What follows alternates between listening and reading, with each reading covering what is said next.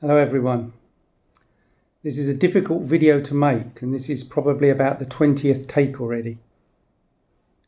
2 months ago I made a very controversial post and commentary, and I did it deliberately to try and wake people up.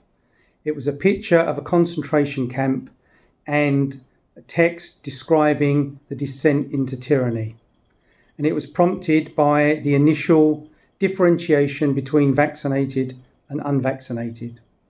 What have we seen in the last 2 months? We've seen the growth of a rhetoric of propaganda against the unvaccinated, culminating this weekend with Dr. David Lai saying that the unvaccinated and those who don't believe in vaccines want to intentionally cause harm on others and are evil. Well, excuse me, Dr. David Lai, I think you want to intentionally cause harm on others and you are evil because you are pushing an untested experimental vaccine with no known side effects, including death on people. A vaccine, by the way, that doesn't stop catching or transmission, so it has no material benefit. The only one claimed now is reduction of severity, but as we know, for the majority of people, it's never severe anyway. So what is the net real reduction? So this mantra that you and your ilk have been saying for months, that the benefits outweigh the risks, is, to be frank, a load of bullshit. So you are the evil one. You are the one trying to do harm.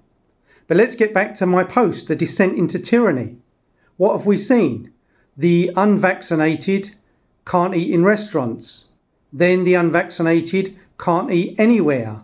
Then the unvaccinated can't go into malls. Now, if you're not vaccinated by January the 1st, you can't go to work, denying you food, denying you living. Over and over, more and more steps of regulatory dictates against the unvaccinated. Why? Because they're resisting the government's propaganda. They're doing research. They're seeing what's happening around the world. They're realizing that the majority of people now getting sick are actually vaccinated people. And it's even worse with the boosters. Since the boosters came in, I've attended one wake. I know of at least 2 people who've died within days of their booster. And I see more and more wakes happening everywhere. Not only that, but I know from colleagues or friends inside the medical profession, hospitals are not just having the people that they claim to be COVID there, but young people having heart attacks are going there. What's causing that? Is it the stress of life? Or is it the poison that's being pumped in them, driven into them by the government with all of its diktats, right?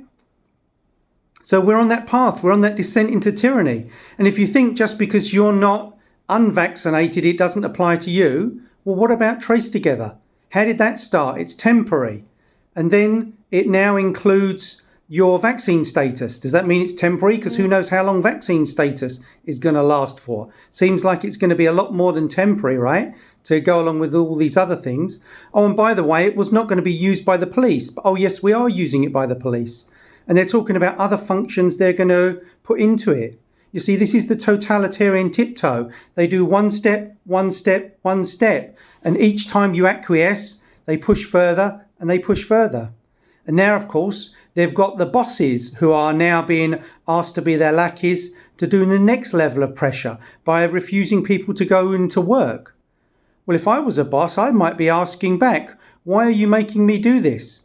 Do I then become responsible if my employee takes the vaccine and then they get sick or they die? Is that on me? Is that on my conscience?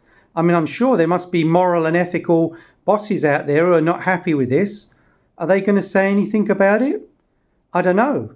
I hope they do, because all of these things that are happening, they're also starting to be seen around the world, and people are starting to ask lots of questions about Singapore.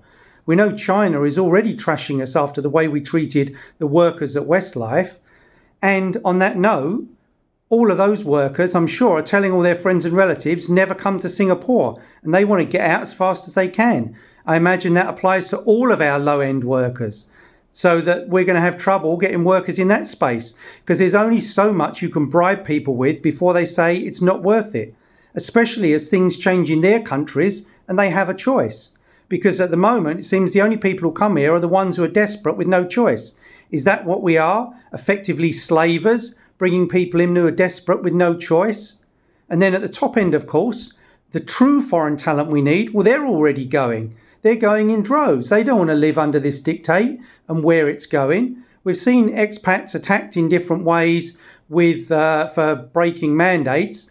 Okay, yeah, I don't think it's right that you break the law, but the way it was done and the vilification in the media and all the other things, they're like, well, I can go to another place now because I'm a true talent and I don't have vaccine mandates there. I don't have mask mandates there. I can have a life for me and my family, and I'm not under a tyrannical government that changes its mind every 2 minutes. So we lose workers at the top end. We lose workers at the bottom end. We are causing harm to workers in the middle. For all you bosses, do you think your employees will ever forget who forced them to take the vaccine, especially as if they suffer something for it? You see, when you go down this path of forcing people to do things, there is only one way it ends. It ends in total collapse. It's just a question of how quick and how bloody that collapse ends up as, right? We've seen it around the world. There is a point where people can't go on. The point where people say, that's it, I've had enough. Well, I think a lot of Singaporeans are getting to that point. And at the moment, who's speaking for them? Well, I'm certainly going to speak for them because they are my true brothers and sisters. Although you see these PP people trying to call those workers brothers and sisters, and what's the first thing they do? Send in the right place. Tells you exactly what they are, right? We have a group that wear white, have black hearts and have yellow streaks down their back. They hide behind their authority. They hide in their ivory towers. They get everyone else to do their dirty work. But understand this. They can only do that if we comply and if we do their dirty work for them. So I hope everyone can do some serious soul searching and think, what is the path we're on? This is the path of destruction for this country.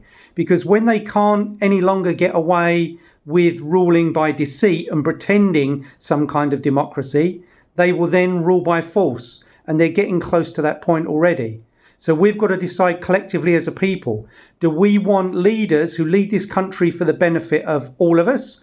Or do we want rulers that treat us like slaves, use us, abuse us, happy to put experimental chemicals in us, let us die, whatever, for their own agendas of power, control and private profit? Seriously, this is a tipping point for Singapore. It's a turning point of Singapore.